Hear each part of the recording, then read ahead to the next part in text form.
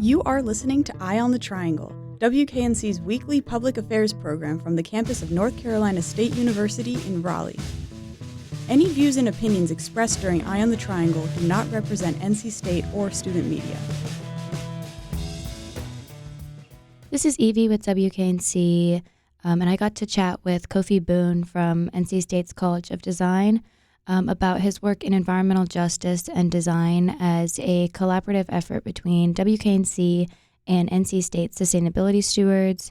So he talks about his book, Empty Pedestals, and the themes around it largely. So the book came from several years of work that predates the summer of 2020, but it was actually the summer of 2020 and George Floyd that triggered a lot of communities to look at monuments more critically.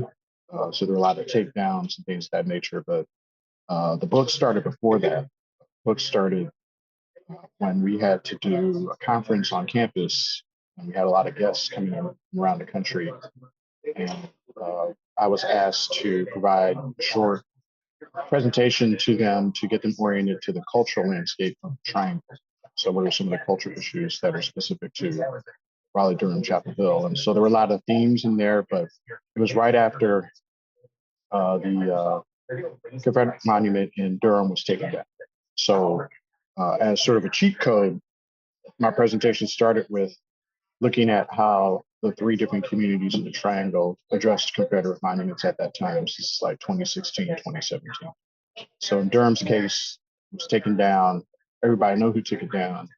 Nobody was prosecuted, and everybody kind of walked away free. And that kind of is Durham's personality, sort of a edgier and definitely a minority majority city. So the value system here is very different. In Chapel Hill, at that point, with the Silent Sam monument on campus, they were spending over $100,000 a year in graffiti removal. There were resistance movements to that monument going back to the 1960s. But at that time, what they decided to do is offer what they called a counter narrative or another memorial to kind of acknowledge the groups that felt marginalized by the Confederate monument.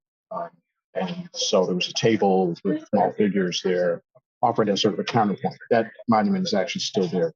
Silent Sam is since gone. And in Raleigh,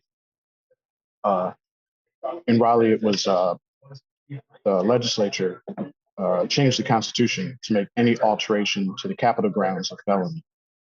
And this was in response to Bree Newsom climbing the flagpole in South Carolina previously after the murder perpetrated by Dylan Roof.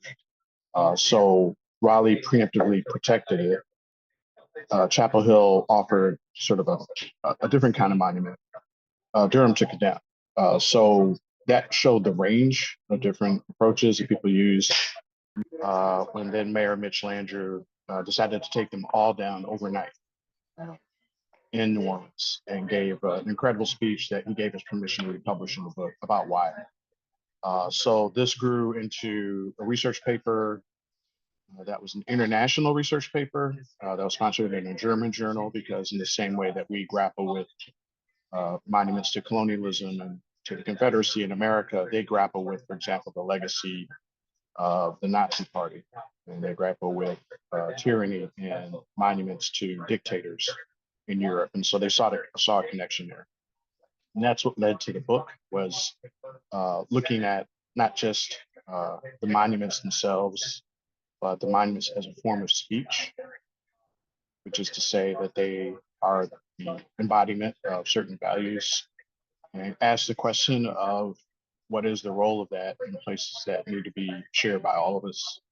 And the early part of the book talks about where they came from, how they proliferated. I think a lot of people are aware of the statues, but if you add in street names and building names and other place names across the country, you're talking about thousands and thousands of places that still exist. And it really features what people did in the aftermath of taking them down. So what designers did with communities, philanthropies, institutions to offer different ways of celebrating the community that's there. And in some cases discovered that the presence of those monuments was suppressing those communities from really sharing their stories publicly.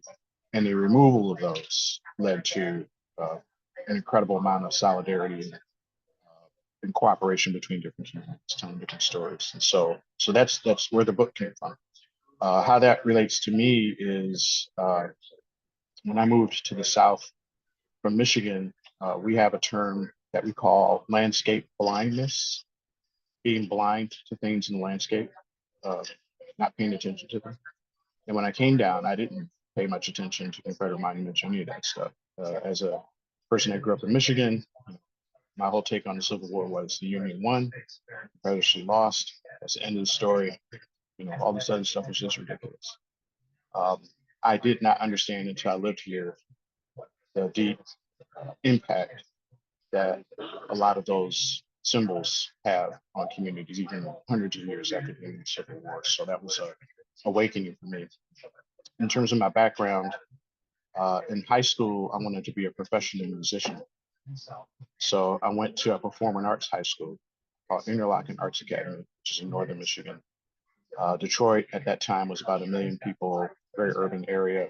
Interlochen isn't even a town. It's just a school with about 500 kids, literally in the middle of the woods. So that was the first time that I was kind of surrounded by nature, nothing urban. And it was there that I learned that I had sort of a love of nature, I love the environment, and was encouraged to explore it. And that's what led me to University of Michigan to get an undergrad in natural resources. But I was really recruited there by the head of then the head of the landscape architecture program, Kim Polakowski, who was encouraging me to go on to grad school and get a master's of landscape architecture. And it was while I was at Michigan that I got introduced to the topic of environmental justice, because at that time, some of the most prominent scholars in the world on that topic were there. And I had the advantage of being able to take classes with them, work on research project with them, and get sort of firsthand experience with it. And so at that time, there wasn't a lot of overlap between design and environmental justice. They were very separate. Environmental justice in some ways was mostly about community activism and law, and there really wasn't a place for design. And so what I've tried to do since I've come here is to find ways to weave those two together to see if design and planning can play a role in advocating for and supporting issues of environmental justice. But I do think fiction does matter. I think when we think about issues of environmental justice, especially its birth as environmental racism, which was coined due to the one kind of PCB, landfill protests in 1982, that's really the birth of what we would now regard as the mainstream environmental justice movement started in Homestead, was really the incredible imbalance in power and influence between people that were polluting and people that were affected. So on one hand, there needs to be a certain level of pragmatism and reality such that people who are advocating for justice, the tools are accessible, they understand how the system works, they leverage it to their advantage. So there's a pragmatic side to it for sure. But there is also a visionary side. A lot of these communities that face these challenges have to imagine a better future, even if they don't know how to get there. And so from that standpoint, fiction helps us. Imagination helps us to say we do need pragmatic strategies that we can apply, but sometimes we need to think about what's possible in a very different way, not be constrained by current rules and regulations, current barriers, but imagining a just and beautiful and equitable future sometimes means we have to use our imagination. We have to think about things that we normally wouldn't do. And I think that it's those two pieces that also connect to design, because I think the way that we try to teach here is that, yes, what you're going to result in will be something that'll have a tangible material impact on the world. So where you put a walk, where you plant a tree, where you create a place to sit, where you decide to have a view, what you decide to protect, what you decide to change in construction. Those are all real material things. But before we get to that practical thing, there's millions of ways that you could arrange all those things and deal with these things. It has to be driven by the imagination. It has to be driven by a sense of optimism and a sense of vision. So fiction plays an incredible role in it. And I would say most specifically, there's a whole genre called climate fiction, where science fiction writers have been writing about climate change for a long period of time, envisioning these different alternative futures that have influenced how different social scientists, other scientists have thought about how you get there, get from where we are to where we are, or at least a cautionary tale to show people if things continue without disruption, what we're really going to face as a planet. So fiction is very important. Opposition to fiction, I was looking back at some of your previous like work, and then also you mentioning working at Michigan with these kind of leaders, pioneers, like important figures in environmental justice. And I was looking back at the Disembodied Voices piece, the Three Black Towns, Visual Identity, Empowering Place in the Carolinas. I'm curious, you tying in maybe these previous forms of research into this book, or kind of those spheres. And yeah, just thinking about your previous work as well. That's a good question. I mean, I think there's lots of uh, different places where we can make impact dealing with environmental justice issues. I think when we often think about it, it's probably how we should start to think about it. Environmental racism came from uh, dealing with the burden of harm due to toxins. So, initially things like PCBs, the soil and the water. Now it's air quality, the urban heat island effect. It's a lot of exposure risks that are immediate harm that are happening in communities. And that's something that I learned a lot about in college, and it continues to be true. But the lane that I think I occupy is helping communities build their capacity by amplifying their voices and helping them visualize that they belong in the landscapes that they have. The underlying idea with it is that if you feel that a place has meaning and that you belong there, you're probably more inspired to fight for it, and more inspired to protect it, and more inspired to nurture it and to grow it.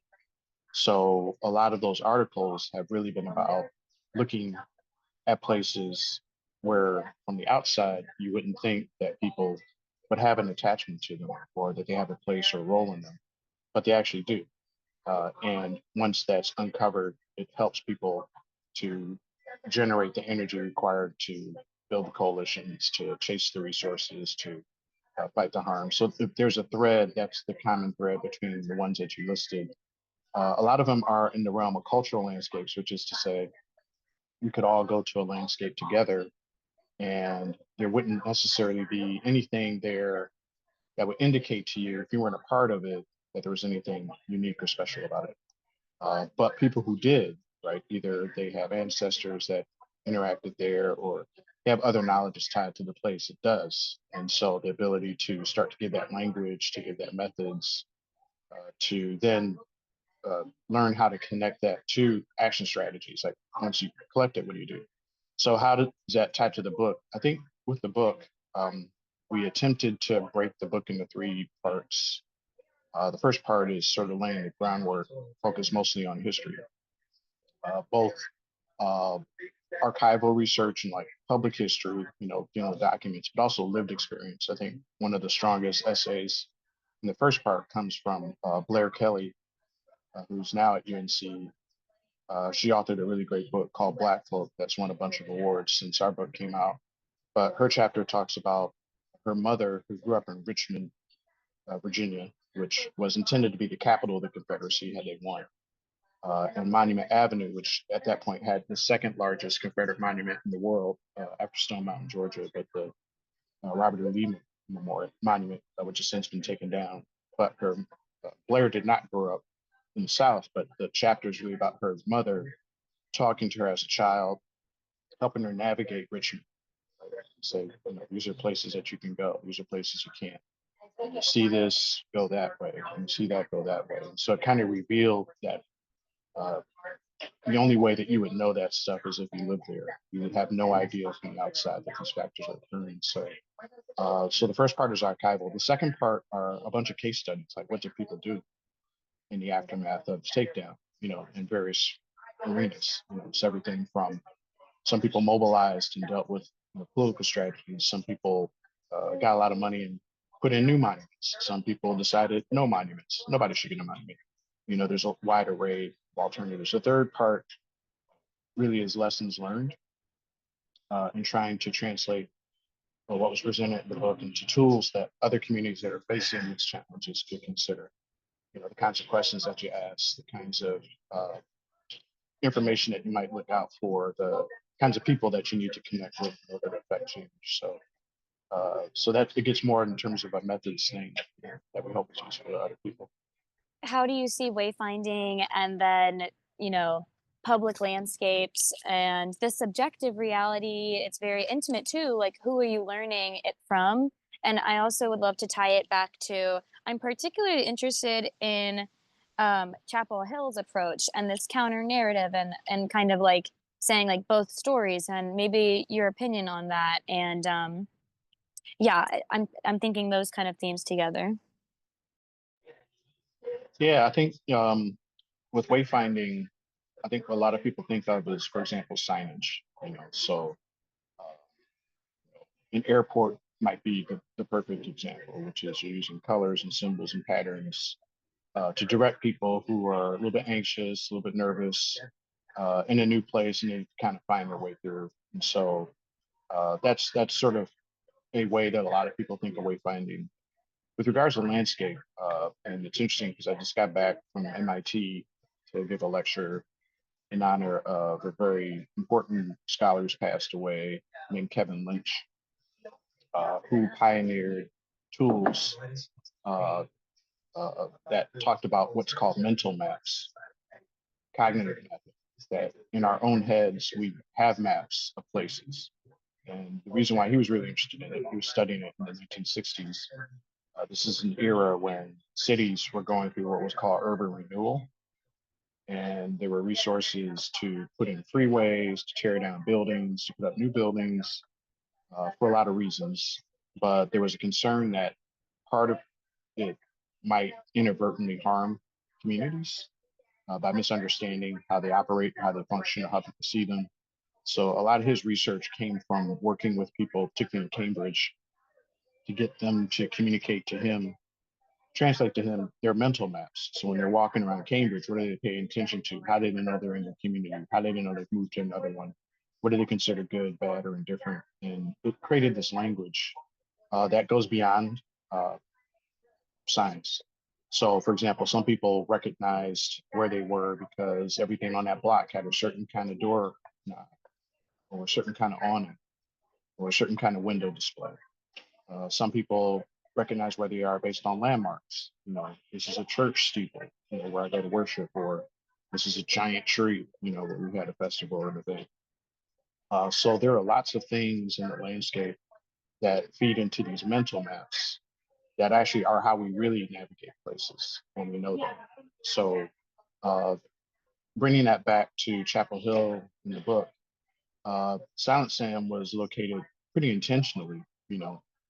Silent Sam, silent meaning the silent sentry, is not the only sculpture that has the shape. And what we learned through our research was that there were companies even in the north that had essentially a mold, that had the form of a silent Sam, and they would just crank it out like a car, and sell it to whoever wanted to buy it. So the silent sentry was the idea of, yes, the hot civil war is over, but this sentry is watching, and uh, keeping watch until being called upon to get back into duty. So that was the intent of it. And the fact that it faces Franklin Street and it anchors the big open space, at least it used to, it's gone.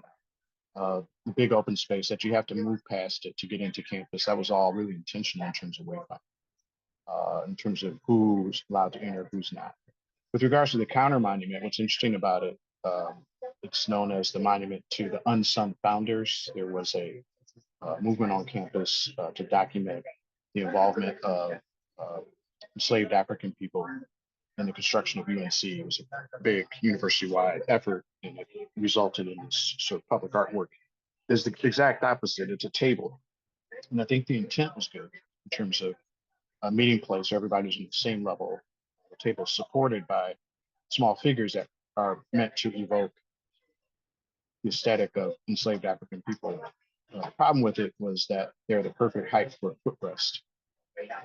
And so what people would do when they sit there is actually put their feet on these figures, and immediately people saw it as a point of disrespect. So the idea that the counter monument as an idea, counter narrative, is an interesting idea. In this case, the execution of it and the fact that it really didn't have a lot of input from people, I think limited its impact quite a bit. And so even in the absence of Silent Sam, it's now gone. People still share the same concerns about the monument to the unsung founders. And I think part of it is, again, sort of wayfinding from the standpoint of how does the landscape let me know what is acceptable behavior in this space.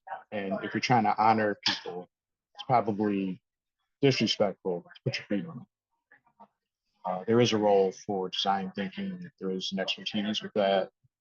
There's a great level of trust that's required in terms of working with communities or clients that's entrusted in designers. And that's why we try and be rigorous, is to make sure that, with that trust, that we're honoring it by giving it, our best. So this isn't saying that everything needs to be designed by community, but it does say that there's a simple phrase that a lot of communities will say is like nothing about us without us. So it's about finding a way for the people that you're trying to respond to have a voice and impact. And where you diverge, say, for example, there's a consensus to do X, but everything in your professional wheelhouse tells you to do Y. You have an obligation to, before committing to doing anything, to create a situation where you can talk about the trade-offs that are being made based on different decisions. So as designers have found, particularly with a lot of our students, I think a lot of them assume that everybody understands the design process and design thinking.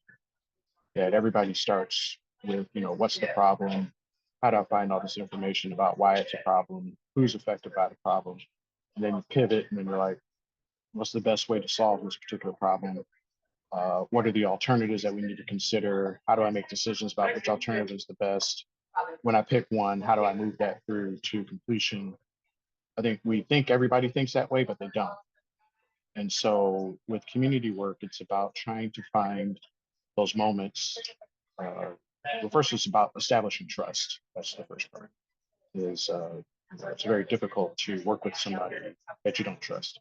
And sometimes trust building can be very slow, and you can sometimes go backwards. You can lose trust before you gain it. But there are things we can do to build relationships such that when we have to make decisions, we have a level of comfort with one another such that we can have these difficult conversations about what the trade-offs are based on different decisions that are being made. With interdisciplinarity, I think it's important because although I think landscape architects can do a lot, you can't do everything.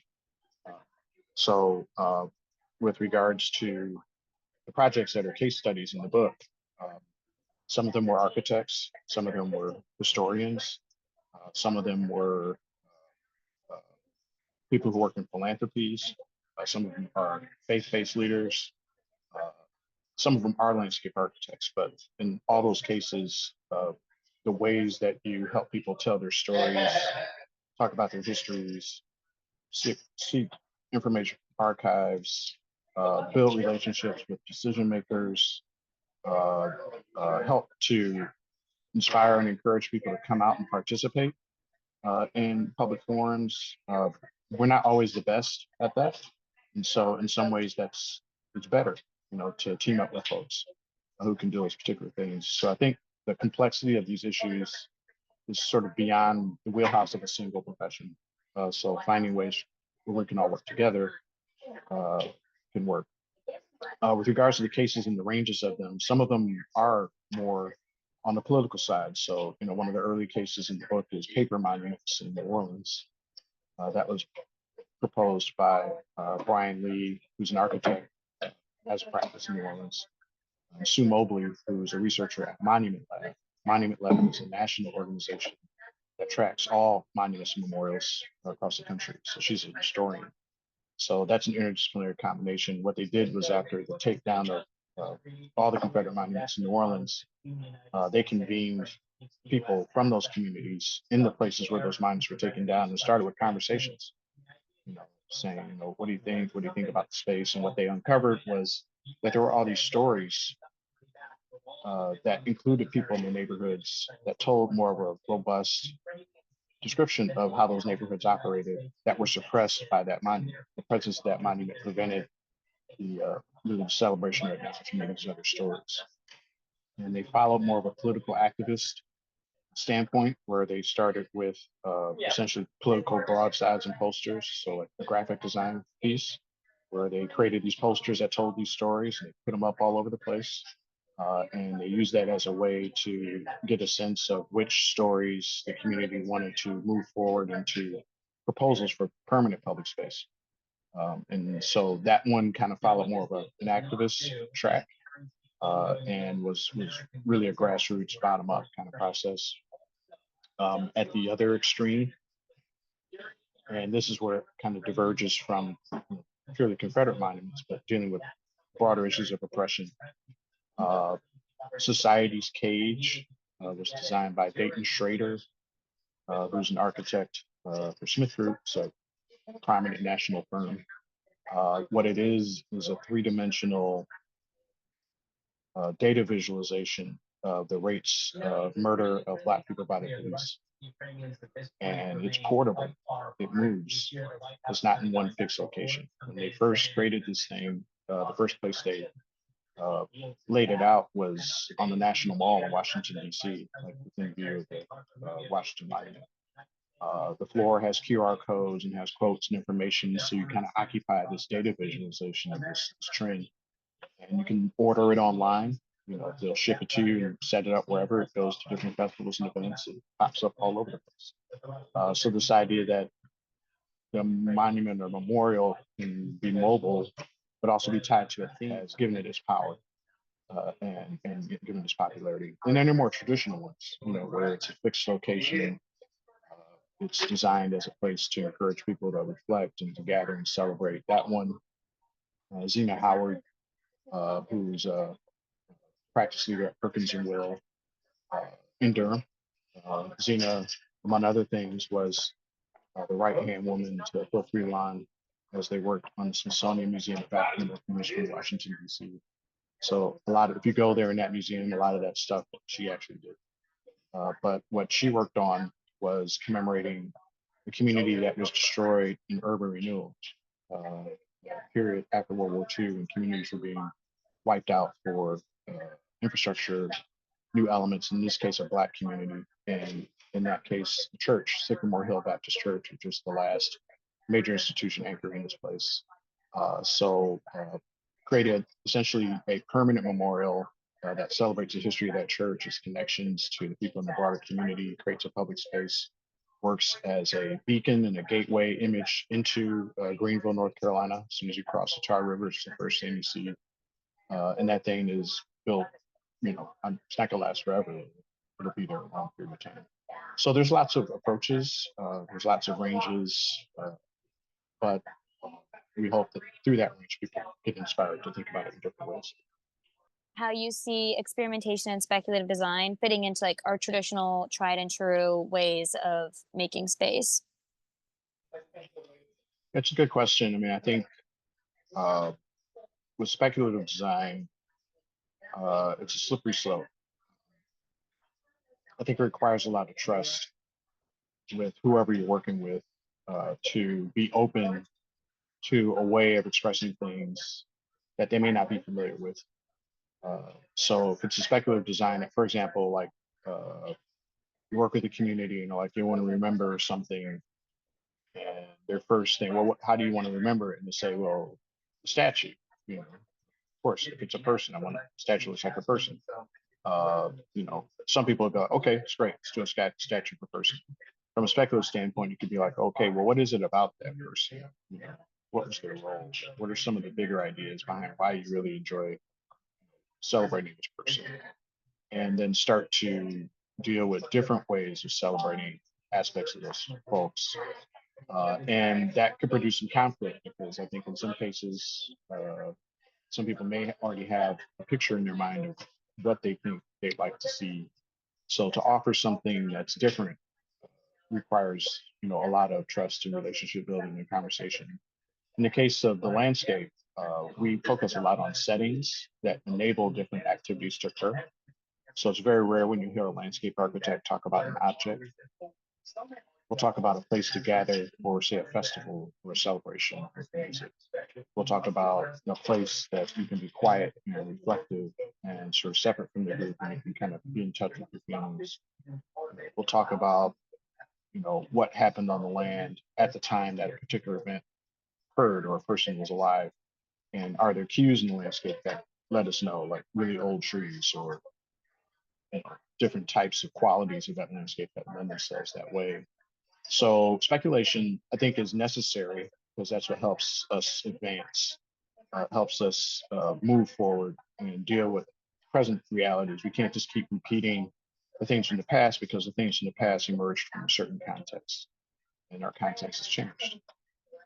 But how we do so, I think, needs to be handled carefully and seriously. And I think, really, for the examples that I can think of, uh, it's setting the expectation that this is an opportunity for us to think about it differently and to take baby steps towards it.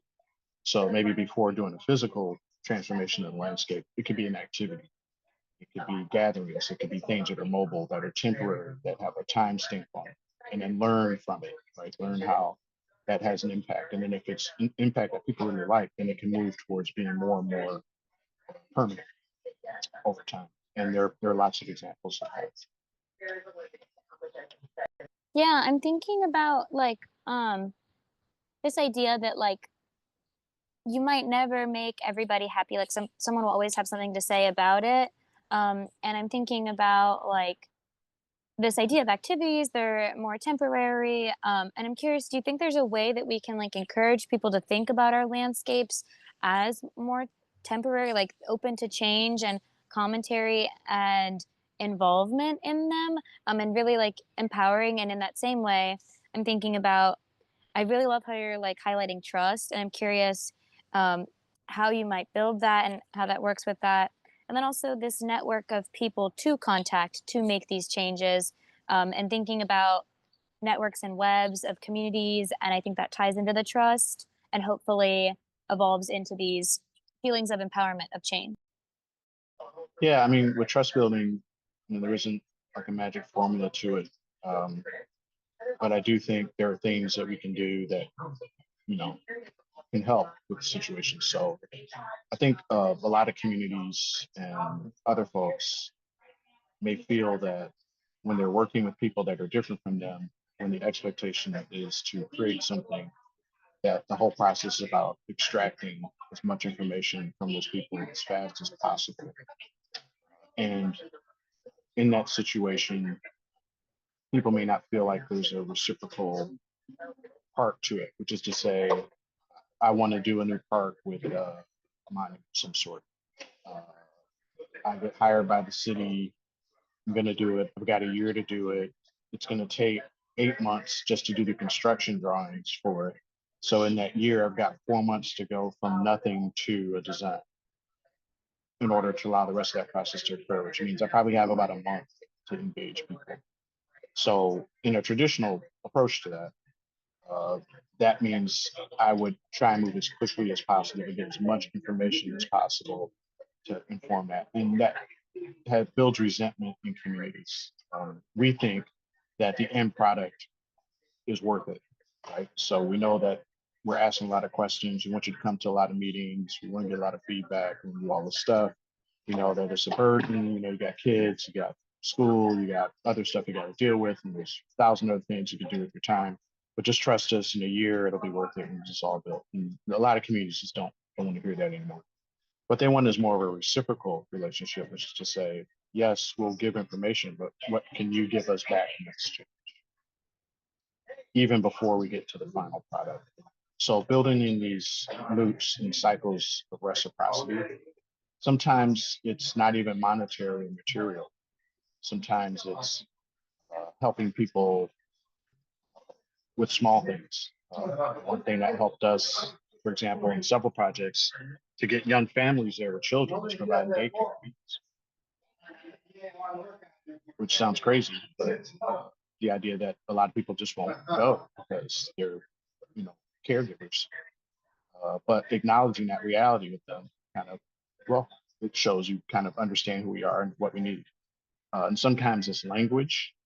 When we worked with particularly American Indian communities and indigenous communities, we've had to change our whole vocabulary because we don't see the world the same way. And so the use of terms that recognize their worldviews and their values as reworked is a sign of respect. And so that helps to build a sense of trust that these people cared enough to know that, we look at the world this way, we speak about it this way, and they're willing to adapt to that. In some cases, people are just really material. They're kind of like, look, we need to hire 10 of our teenagers to work on this. They need to get paid, and it seems transactional, but that commitment indicates that we're not just there purely to extract information. We're there to actually contribute to the life of the community. So it varies, but I think that in some cases it's about really, really honest about what you need on both sides before you start, and seeing how you can accommodate that along the way. It's about producing things that have benefit to your community partners before the end, so they don't have to wait until the end until they see some benefit. And really, it's about a lot of as much as you can being honest about the process, so that people don't get surprised about what happens. So those are some trust building things. Um, I have to admit, I got lost. I forgot the other part of your question. What was the other part of your question? I mean, I think that's really perfect, especially like I like that there's modular approaches. Each community is going to be something different, and also this holistic approach of like kind of like practicing the preach. Like the idea is to build community. Well, it's like, well, it's not this fixed thing that we're going to build. It's the whole process, and thinking about process art in that way. In the same vein as this idea of time and shared space. So obviously, landscape architecture, monuments. They're these kind of obviously spatial ideas. Do you see a way that they relate to temporal as well and time and how architecture, a more broader question, architecture relates to temporal ideas too, those two dimensions? And if there's a third one as well that I don't know about, that one too. Yeah, I mean, that's a really good question. I'll offer a little bit from the book. One of the contributors to the book is a guy named Dale Upton. Dale Upton is a renowned architecture and art critic. He's been writing for as long as I've been alive. I was real honored to have him contribute to the book. In the book, he talks about the Calhoun Memorial in Charleston, South Carolina. Calhoun, notorious Confederate governmental leader who said some of the most unbelievably racist stuff all the time, but had a giant monument in his honor. And Dell starts to talk about it in the context of its type. The type of monument it is very similar to monuments during the Roman Empire. And you'll find that a lot of the symbolism of when you go to Washington, D.C., and then you go to like the Jefferson Memorial or the Lincoln Memorial or other elements like that, they are essentially creating American versions of Roman monuments. Right? The rules, the material, the scale, the way they use figures, like all that stuff is basically straight out of the Roman Empire. So in a way, when you associate that kind of language with Rome never thought it was going to fall. Like, they're like, no, this is here forever. We're using granite, we're using metal, we're taking care of it the whole thing. So it sends a signal in terms of the temporal part that they're picking essentially what they would consider timeless ways of building, tied to connecting what was happening then in the Due South and Confederacy to the land. That's how they saw themselves. Now, what's interesting about Dell's chapter, though, is that he said, now in the Roman Empire, with memorials and monuments in particular, they got vandalized and graffitied all the time. They always got beat up. That's something I didn't know until you started writing about it. That's not necessarily common knowledge. But his argument is that no, all these things are supposed to get defaced and broken down, and when new regimes come in, they transition. So this idea of trying to pretend that you can keep something permanent is just a total waste of time. In which case, it opened up the door to how people reacted after the murder of George Floyd and why they went to monuments and memorials in the first place and used those as targets for frustration and riot. So, in his story about the Calhoun Memorial in China to the Roman Empire and then connecting it to, well, no, actually, this thing was supposed to face change anyway. I think that's the whole thing. I think whatever you could, with regards to a spatial language, if you're referencing ancient empire, if you're referencing contemporary things that are important to us, uh, yes, you can do that, but also the chaos factor, of how over time communities change their perceptions, they change their attitudes, they change their level of agency, the level of power, awareness. In which case, them changing over time is probably a part of it too. But sort of in a way, it kind of is an ecological way of thinking about it, which is with regards to the landscape always changes and will always change. We're in a state of flux. So anything we do to try and stop and slow that down is a major political act. Things you've learned through interacting with multitudes of communities, diverse voices, um, and maybe like things you've learned about your own view that you've channeled into ways of change. I'm especially thinking about this idea of changing language and that being a vernacular landscape and a possible bridge between communities. And I'm thinking about the Impressionist movement and about how their whole thing is we don't see the world the same. And there's a beauty in that, and there's a fleeting nature in that. So, tying maybe larger thematic ideas to also personal anecdotes. So our college, for example, College of Design, is the descendant of the Black Mountain College, which is a descendant of the Bauhaus. And Bauhaus had a lot of strengths. So one, it was really leaning into and embracing the power of, at that time, industrialization and technology didn't have to be the enemy of art. It could actually make it more accessible, more affordable to more people if you kind of harness those forces together. And so that was what they were really looking at, was there were all these sort of craft traditions of art that predated the Industrial Revolution. And they were having a very optimistic stance of, well, what if we harnessed industry to make art cheaper, quicker, more available to more people? So that went from architecture, textiles, ceramics, everything. So it was sort of, the optimistic side of modernism, in terms of like how can we bring more, make it more available and accessible to more people, and not just have it be a privilege thing. Uh, and that's why the college was here. It was supposed to be an exponent of modernism in North Carolina. The idea that that was our role. But postmodernism came, and the idea that, yes, it's high in ideals, but in a way it was making things appear more generic, more machine-like, and really didn't deal with the nuances of different things. There are different scholars who critiqued it, that the rise of the modern civil rights movement, women's suffrage, like you just name it, colonialism, like, modernism didn't have much to say about that. And it was very clear that it was having different impacts in different communities. And so the postmodern movement was attempting to kind of push back against that and say that these other people have voices. And so the challenge now is like, well, if everybody has a different voice, what do we really have in common?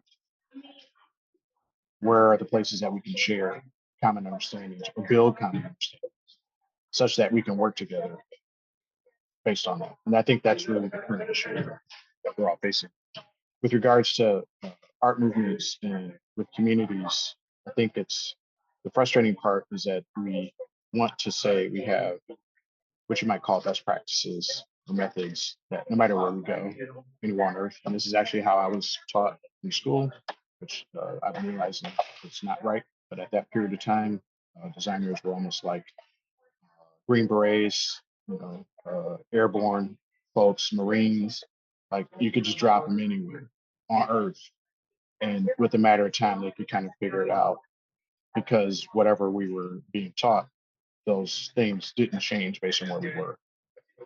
And I think now the people that I really respect, they have a very strong point of view. They don't hide who they are, what their thinking is, but they don't begin by telling people what to do. They begin by listening and sensing what's there and adapting to it. And so there's some principles and there's rules and there's things that we know, from experience. But every encounter, especially first encounter with the community, starts from zero. Starts from, I'm not going to come and tell you what I can do. I'm going to come and listen to what you want, and then I'll respond. And then it turns into this dialogue, so to speak, of learning, right? So the designer's an active learning along with the community partners. And we have tools, we have techniques, there are thoughts about ways to do that.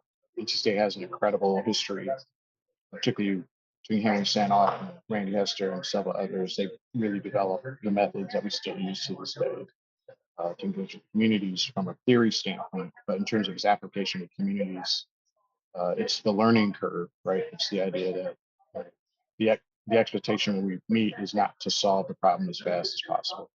It's to understand one another and to build rapport and to have short-term wins. Like we don't have to wait to the end until something great happens. They can get things early, and it builds momentum.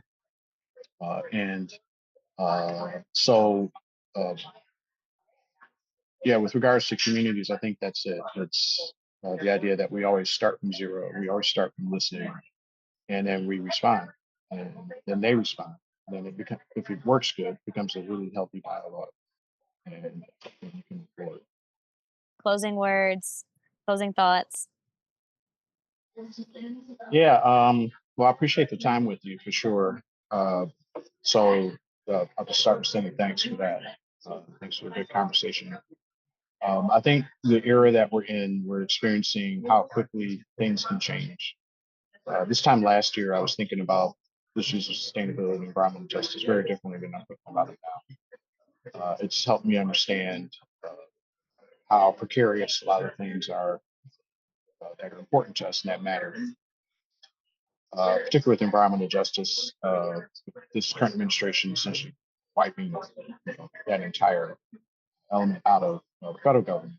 That it's really the test of values in terms of these are values that we really care about as communities, that we have to use every tool at our disposal to make sure that they continue.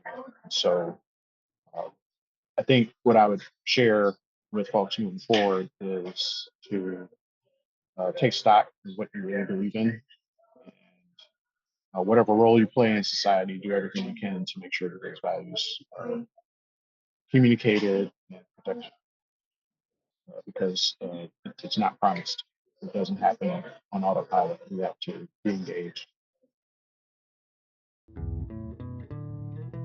This has been Eye on the Triangle from WKNC 88.1 FM HD1 Raleigh. Our theme song is Krakatoa by Noah Stark, licensed under Creative Commons. To re-listen to this or any other episode, visit wknc.org/podcast or subscribe wherever you get your podcasts. Thanks for listening.